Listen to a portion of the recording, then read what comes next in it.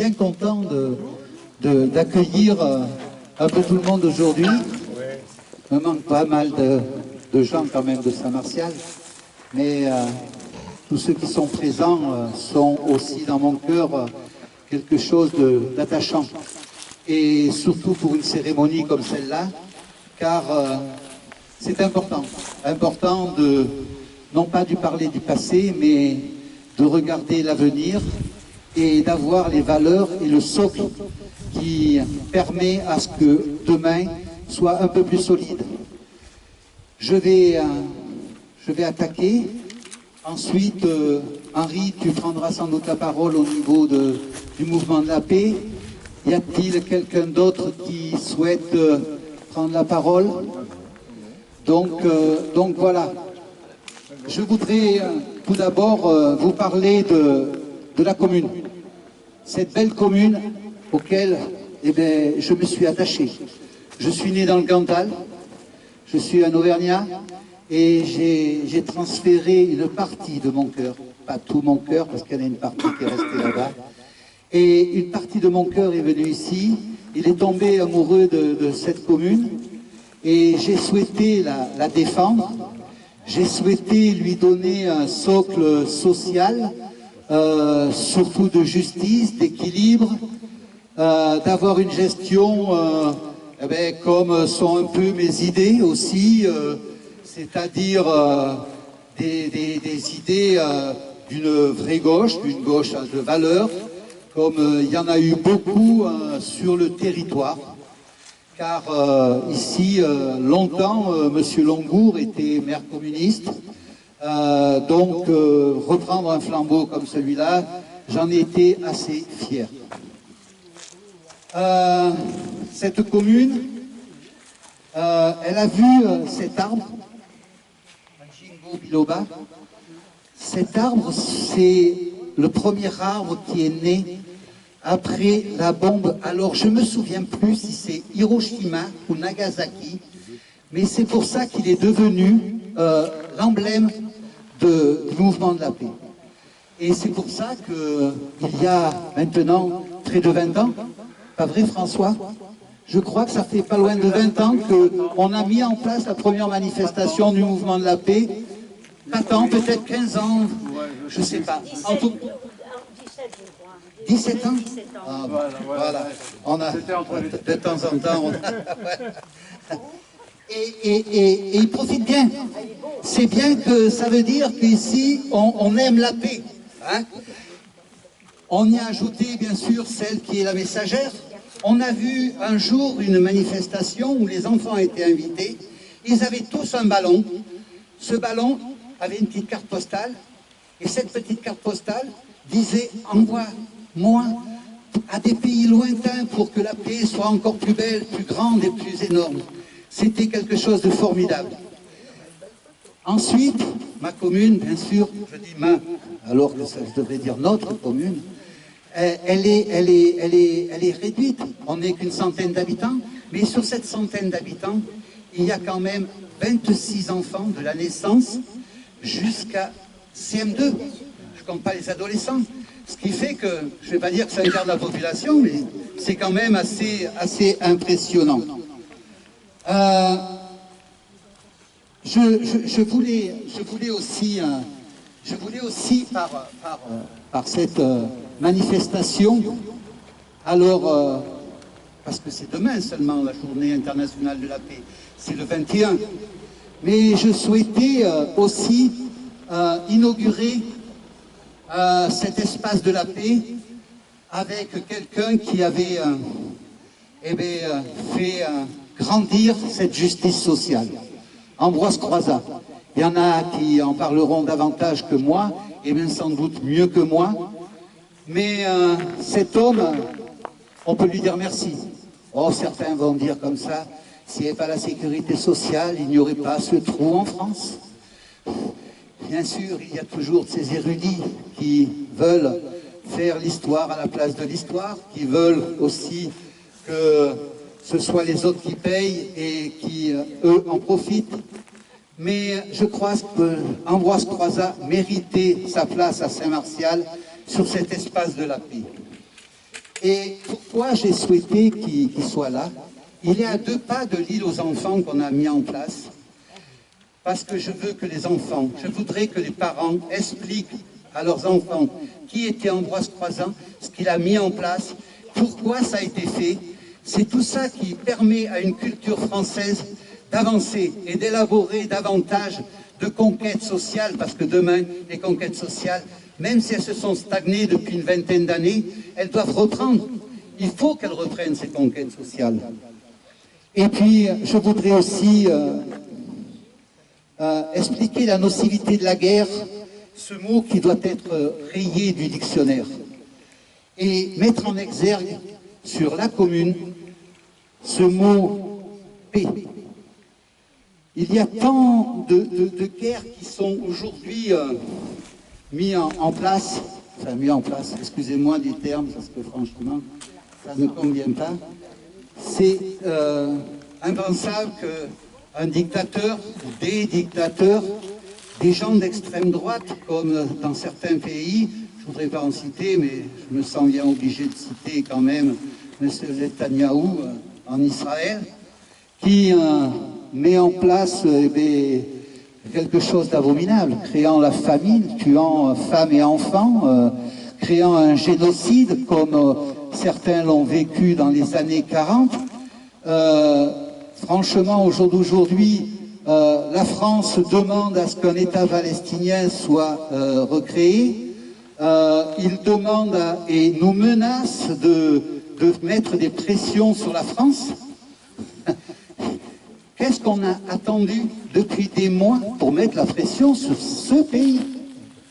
Franchement, je pense que si on avait mis la même virulence qu'on a mis, et peut-être pas à tort, et même certainement pas à tort vis-à-vis d'autres conflits, on ne s'en serait peut-être pas là, où des gens pourraient espérer avoir au moins un morceau de pain et pas voir mourir leurs enfants à leur côté. Je pense aussi que ces gens-là n'ont plus de place dans notre société et qu'il faut le faire avancer, qu'il faut avoir cette volonté et la France, moi je dis toujours la France parce que j'aime mon pays. Jean Ferrat a écrit une chanson que j'adore, et cette France-là, je voudrais qu'elle écrive ces mots qui sont issus de la Révolution: liberté, égalité, fraternité. Ce devrait être l'emblème de l'Europe, ça devrait être l'emblème du monde entier. Car hormis le mot paix qui lui doit être au-dessus de tout, tout ça, ça fait qu'une justice sociale doit être aujourd'hui mis en vigueur, pardon. Excusez-moi. Voilà, je ne vais pas être guère plus longtemps. Et par contre, je vais vous dire quelque chose, mais j'en tire une certaine fierté. Ça n'existait pas quand je suis né. Mais je suis né le 21 septembre 1957, journée internationale de la paix. Alors peut-être que c'était un privilège. Je suis aussi, d'après pas mal de politiques, je suis un privilégié. Je suis un baby boomer. C'est-à-dire que je fais partie de ces gens qui sont nés après-guerre, 15 ans après quand même, mais qui ont profité d'un beau système social, qui avait sans doute été fondé par quelques politiques. Je ne vais pas les mettre en exergue, ceux-là, le Parti communiste d'ailleurs, entre autres, qui avaient réussi à ce qu'on puisse avoir une qualité de vie. Au jour d'aujourd'hui, c'est totalement différent. J'ai eu la chance, surtout moi, d'avoir une jeunesse heureuse. J'avais des parents ouvriers qui travaillaient dur, mais qui m'ont donné ce qu'il y a de plus beau: le bonheur. Ça, je peux vous dire qu'à un enfant, lui donner le bonheur, c'est important. J'y suis attaché à ça. Et je voudrais vous dire aussi un dernier mot. C'est que ce mot guerre qui est aussi laid, qu'il crée des horreurs, ce que je souhaiterais, c'est mettre en exergue le mot paix qui crée la joie de vivre et le bonheur. avec cette phrase, c'est aussi un message pour aujourd'hui, pour demain et encore plus loin. Voilà. Merci de votre présence et surtout, merci Monsieur Ambroise Croizat.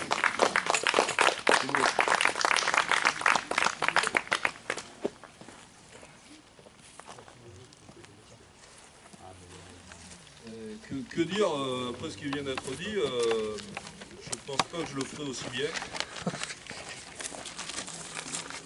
Bonjour à tous, chers mesdames, messieurs, chers amis, puisqu'ici il y a beaucoup de gens qu'on voit fréquemment dans nos activités pacifistes.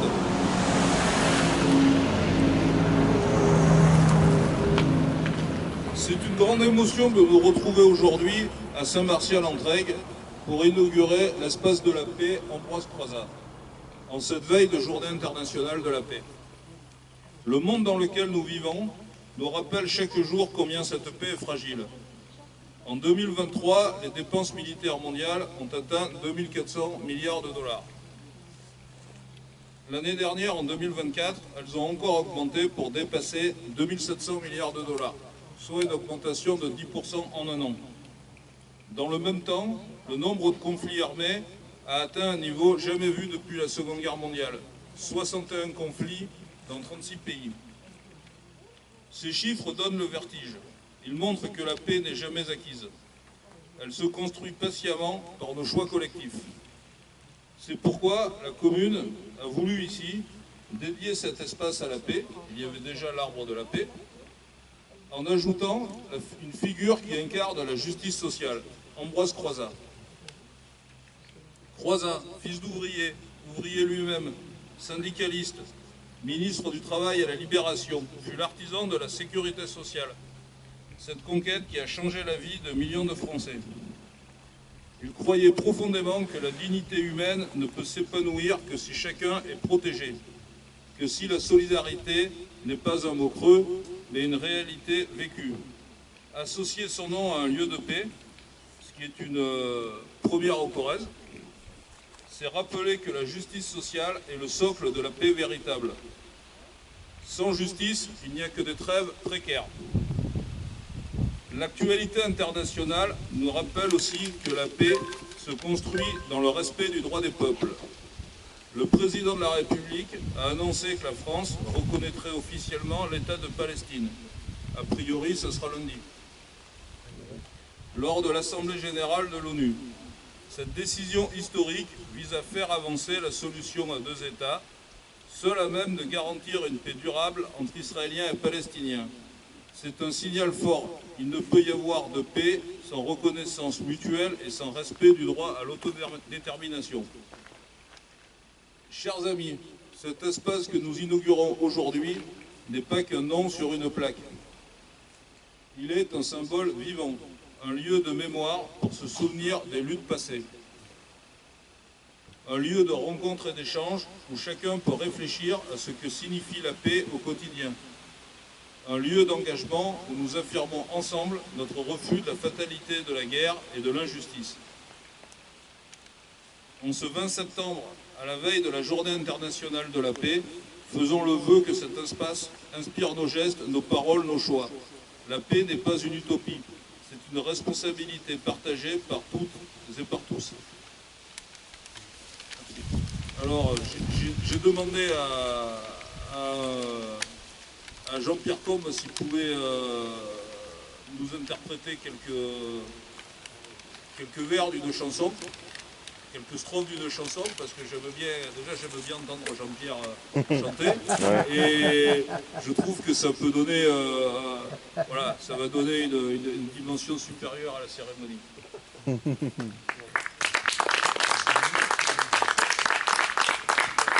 Chers amis, chers camarades, je vais d'abord vous infliger deux remarques. La première remarque, bon, je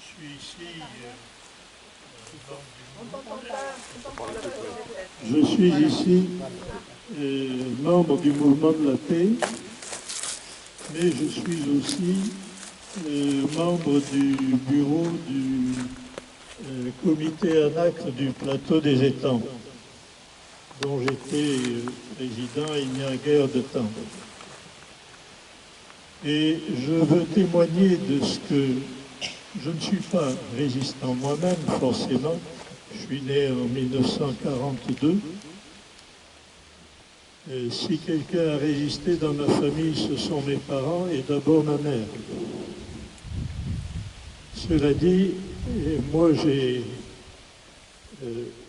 vécu dans leur famille, j'ai rencontré leurs amis, leurs camarades, et parmi eux, il y avait d'anciens résistants.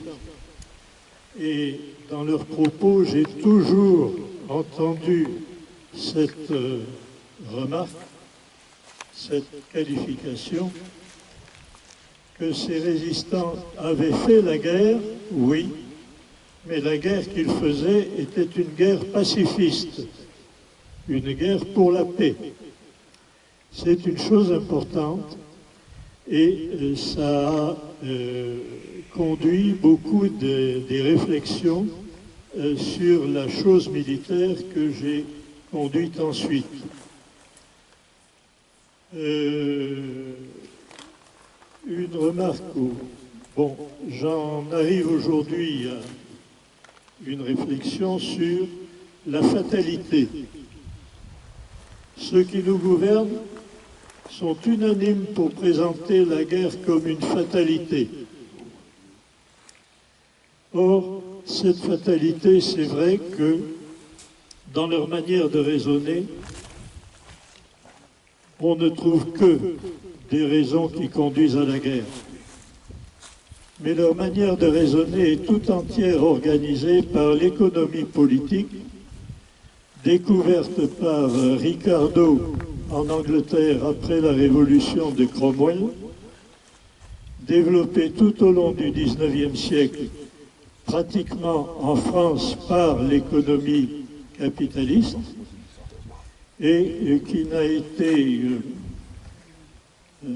n'a jamais été abandonnée, sauf que notre université, depuis 1960 en gros, n'enseigne plus l'économie politique, mais l'économie générale, en la complétant par une économie monétaire, qui est une astuce pour remplacer la direction politique de l'économie par une direction administrative. Donc l'économie politique qui organise la pensée de toutes nos élites aujourd'hui est une économie politique de la guerre.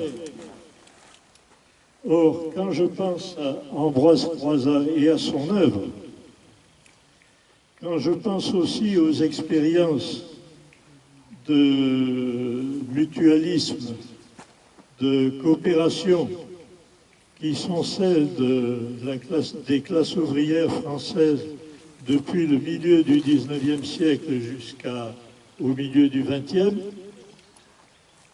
je suis obligé de penser qu'il faut que nous pensions à l'existence d'une économie politique de la paix. Et je suis persuadé que cette économie politique de la paix existe et que le système de sécurité sociale conçu par l'équipe autour de Ambroise Croizat sur la lancée du programme du Conseil national de la résistance et entouré de l'équipe qui l'entourait pour réaliser cette œuvre est un premier élément de l'économie politique de la paix. Voilà, je laisse ça à la réflexion de chacun d'entre nous, en espérant que cette réflexion ne fera que croître et embellir et finira par gagner la majorité des citoyennes et des citoyens de notre pays. Cela dit, la chanson à laquelle je pensais résume bien l'état d'esprit et le mien qui est partagé par beaucoup d'entre nous et qui sous-tend un peu le développement que je viens de faire. Une seule espérance nous rassemble et nous dicte sa foi. Et sur cette espérance, nous avons établi notre loi. Tous les pays du monde en leur langue répondent. Par la jeunesse vient la promesse d'un avenir meilleur. Nous voulons chasser la haine pour toujours, pour toujours, pour toujours, et bannir la peur, la guerre sans retour, sans retour, sans retour. Oui, nous allons donner au peuple le bonheur et bannir la peur, la guerre sans retour, sans retour, sans retour. Tous en notre mémoire, nous gardons une empreinte de feu. De nos morts la victoire, notre union, nos efforts sont l'enjeu. Et du fond de la terre, se joignant à leurs frères, ils crient jeunesse, tiens ta promesse d'un avenir meilleur. Nous voulons chasser la haine pour toujours, pour toujours, pour toujours, et bannir la peur, la guerre sans retour, sans retour, sans retour. Oui, nous allons donner au peuple le bonheur et bannir la peur, la guerre sans retour, sans retour, sans retour. Il y a un troisième couplet, mais excusez-moi, il ne me revient pas. Bravo, bravo, bravo. J'utilise mon deuxième joker et je vais demander à Alain Audi Trécani de venir pour parler de leur travail sur Ambroise Croizat et qui se place tout à fait dans la perspective de ce qui se fait aujourd'hui. Alors bonjour mesdames et messieurs, chers amis, chers camarades, pour certains je présume peut-être la majorité. Voilà, bon, moi je suis venu parce qu'on représente une association. On a aussi une maison d'édition associative et on sort des biographies de militants communistes, de la CGT, etc. Des gens qu'on essaye de sortir de l'oubli, notamment Martha Desrumaux pour nous. Et là, on a eu affaire à Ambroise Croizat depuis quelques années avec la sociale, Étiévin, et un journaliste qui s'appelle Emmanuel Defoulois, un journaliste de l'AFP, qui a voulu, avec les mémoires de la famille de Pierre Caillot-Croizat, donc le petit-fils d'Ambroise, ils ont laissé, la famille avait des papiers, tout ça, personne ne les exploitait, et Defoulois, qui a déjà fait des livres pour nous, a décidé de réactiver tout ça pour remettre les choses, les pendules à l'heure. Donc, il a, dans ce livre, il parle de la roque, parce que la roque, on essaye d'opposer la roque à Croizat, et en fait, on ne doit pas les opposer, ils sont complémentaires. C'est-à-dire que, par contre, il y en a qui ont essayé d'oublier Croizat. Et nous, tous ici, on doit ne pas faire justement que Croizat, grâce à des initiatives comme celle-là, monsieur le maire, merci, le travail que fait Defoulois, nous aussi qui essayons de perpétuer cette mémoire, de la faire connaître, parce que c'est ceux qui ont gagné qui écrivent l'histoire en général. Et Croizat, dans ce livre, on va vous expliquer pourquoi Croizat... Allez, on laisse passer la voiture.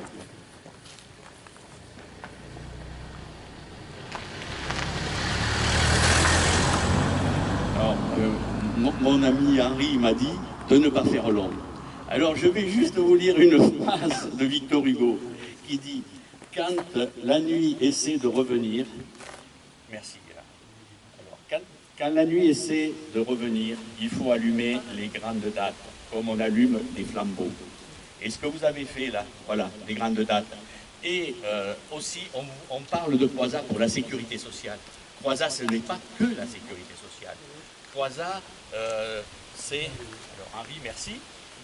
Oh, tu es gentil. Oh, je t'aime bien, Henri. Voilà. Et ici aussi, bon. Voilà. Donc Henri... non, Henri, non. Non, pas encore, pas encore. Ambroise, parce que en plus, je n'ai pas pris mes lunettes. Rétablissement de la loi des 40 heures par semaine. Loi sur la majoration des heures supplémentaires. Loi sur les délégués du personnel. Loi sur les comités d'entreprise. Loi de généralisation de la sécurité sociale. Donc là, ça nous concerne. Arrêté portant relèvement des salaires de 25%. Arrêté de suppression de l'abattement légal de 10% des salaires des femmes. Vous savez que les femmes, à une époque, c'était 50% de moins qu'un homme. Un enfant, 50% du salaire d'une femme. Et ils étaient arrivés à 25%, et puis il y a eu 10%. Et grâce à Croizat, on a essayé l'égalité salariale. C'est pas gagné encore, mais c'était un début déjà. Et je peux vous dire que Croizat, dès qu'il a fait ses lois, il a été attaqué. Ils n'ont eu de cesse que de détruire ce que Croizat a fait. Voilà. C'est pour ça que nous, encore maintenant, alors maintenant c'est le pire, mais déjà juste le lendemain où les lois ont été promulguées, le patronat, les politiques réactionnaires se sont dressés contre Croizat. Et c'est pour ça qu'on l'oublie, Croizat. Même dans l'école de la sécurité sociale, Croizat il n'existe pas, voilà, il y a la ROC.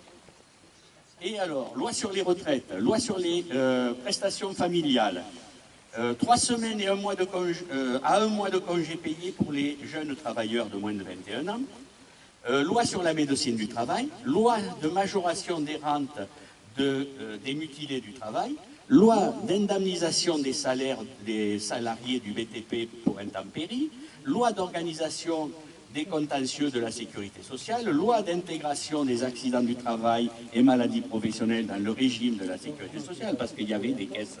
Il y avait des caisses qui existaient déjà, mais c'était des caisses privées. Après, décret sur le corps de la médecine du travail et sur la médecine scolaire préventive, loi relative, enfin je ne vais peut-être pas toutes vous les faire parce qu'Henri va pas être heureux. Voilà. Et bien, je vous remercie, je m'excuse d'avoir été un peu long et d'être arrivé surtout en retard. Voilà. Non, pas du tout. Merci monsieur le maire. Oui. Ici, la parole est roi. Oui, je suis Guy Bessé, président du comité ANACRE du plateau des étangs, et à cet égard, je voudrais, sur Ambroise Croizat, je voudrais malheureusement vous dire quelque chose qui m'est arrivé récemment. J'ai reçu récemment un mail qui faisait état d'un article du journal du dimanche, du 31 août 2025, c'est pas vieux, qui remettait en cause le passé de résistant d'Ambroise Croizat et qui remettait en cause aussi la place qu'il a eue dans les origines de la sécurité sociale, etc. Il se trouve que M. Caillot Croizat, petit-fils d'Ambroise Croizat, a rédigé une réponse à un certain M. Touvenel, d'ailleurs, qui était un ancien vice-président de la CFTC.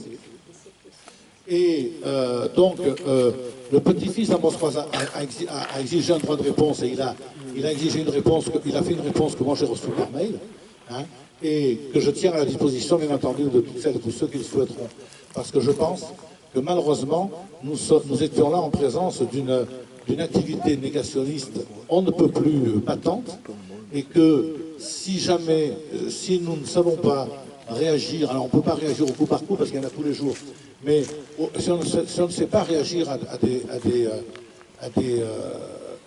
des calomnies de cet ordre, il viendra un moment où déjà nous, en tant qu'association, que ce soit le Mouvement de la Paix, que ce soit l'ANACRE, que ce soit d'autres associations du même genre, nous n'avons pour nous que notre force de conviction. Nous n'avons pour nous que la force de notre conviction. Tout le reste, toute la pression médiatique appartient malheureusement à des puissances qui nous dépassent de loin. Et donc le rapport de force est déjà mal engagé dès le départ. Et c'est pour ça que je pense qu'il faut essayer au maximum de rétablir la vérité quand on peut le faire, et surtout de la faire connaître. Voilà, je vous remercie. Ne vous faites pas de soucis, je ne reprends pas le micro pour faire un autre discours.